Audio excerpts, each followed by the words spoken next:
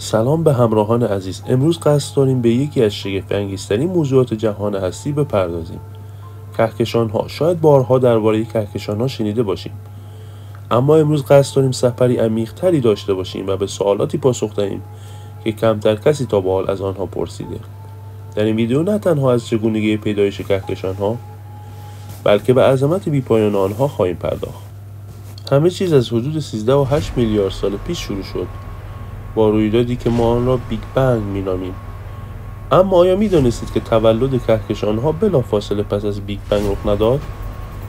کهکشان‌ها چند صد میلیون سال بعد از آن به وجود آمدند، وقتی جهان به اندازه کافی خنک شد. ابرهای عظیمی از گاز هیدروژن و هلیوم به تدریج شکل گرفتند و اینها بذرهای کهکشان‌های امروزی بودند. اما سوال این است: چه چیزی باعث شد این ابرهای گازی به کهکشان تبدیل شوند؟ اگرچه ما همیشه از جاذبه صحبت می‌کنیم، اما تأثیر آن در شکل‌گیری کهکشان‌ها بسیار حیرت انگیز است. جاذبه عامل اصلی بود که ابرهای گازی را به هم فشرده کرد و آنها را به شکل‌های پیچیده‌ای که امروز می‌شناسیم درآورد. دانشمندان معتقدند که شکل‌گیری اولیه کهکشان‌ها تحت تأثیر توده‌های ماده تاریک رخ داده است. ماده‌ای که ما نمی‌توانیم مستقیما ببینیم، اما حضور آن با تأثیرات گرانشی خود روی مواد مرئی مشخص است. این ماده تاریک مانند داربستی عمل کرد که کهکشان‌ها را در اطراف آن ساخته شدند. شکل کهکشان‌ها همیشه ما را متحیر کرده است. چرا برخی کهکشان‌ها مارپیچی هستند و برخی دیگر بیضوی؟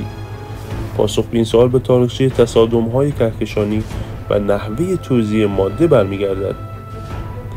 کهکشان‌های مارپیچی مانند کهکشان راه شیری جوانتر و فعالترند و معمولاً ستارگان تازه در آنها متولد می‌شود.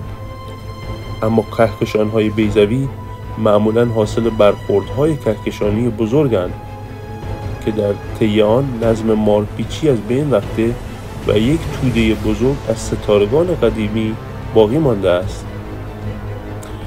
تصادم‌های کهکشانی یکی از پدیده‌های نادر و بزرگ جهانند، اما برخلاف تصور ما همیشه مخرب نیستند.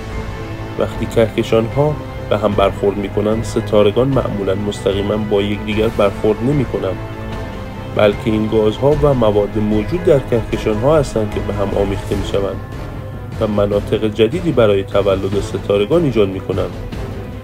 بنابراین برخوردهای کهکشانی اغلب به عنوان عوامل بازسازی و احیای ستاره‌ها عمل می‌کنند. یکی از موضوعاتی که همیشه ذهن ما را به خود مشغول کرده، موقعیت ما در جهان است. ما در یک کهکشان مارپیچی به نام راه شیری زندگی می‌کنیم که شامل بیش از 200 میلیارد ستاره است.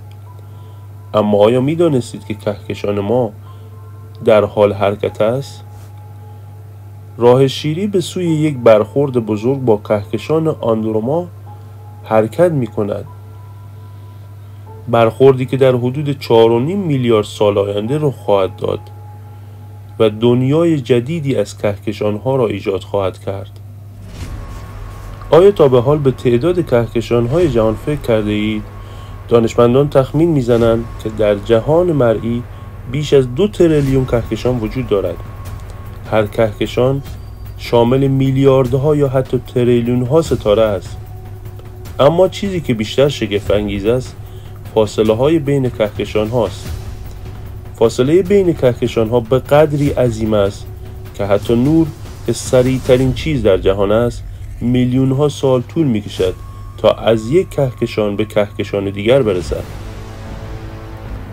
یکی از عجیب ترین حقایق درباره کهکشان ها این است که با نگاه کردن به آنها در واقع به گذشته جهان نگاه می کنیم. نوری که از کهکشان های دوردست به ما می رسد، میلیون ها و حتی میلیاردها سال در راه بوده است. بنابراین هر بار که به یک کهکشان دوردست نگاه می کنیم، تصویری از آن را می بینیم که چگونه میلیاردها سال پیش بوده است. این موضوع نه تنها حیرت انگیز است، بلکه به ما اجازه می دهد که به دوران اولیه شکل‌گیری کهکشان‌ها نگاهی بیاندازیم.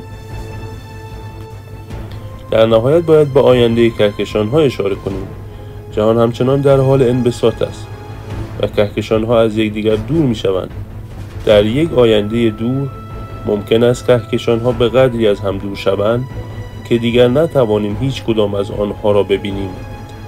این آینده احتمالی دورنمایی از جهان تاریک و خالی است که در آن تنها کهکشان‌های محلی با هم در تعامل خواهند بود.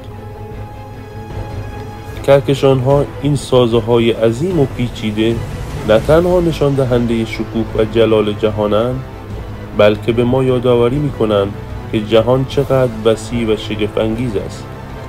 از آغاز بیگ بنگ تا آینده انبساط بی‌پایان، کهکشان‌ها داستان‌های زیادی برای گفتن دارند و هرچه بیشتر درباره آنها بیاموزیم، به عظمت بی‌پایان آنها پی خواهیم برد. این بود سفری به دنیای کهکشان‌ها. امیدوارم از این ویدیو لذت برده باشید و تا ویدیوی بعدی با این سوال در ذهن باشید: آیا کهکشان دیگری وجود دارد که درست مانند راه شیری خانه‌ای برای زندگی باشد؟ ممنونم که با ما همراه بودید. لطفاً لایک و سابسکرایب یادتون نره.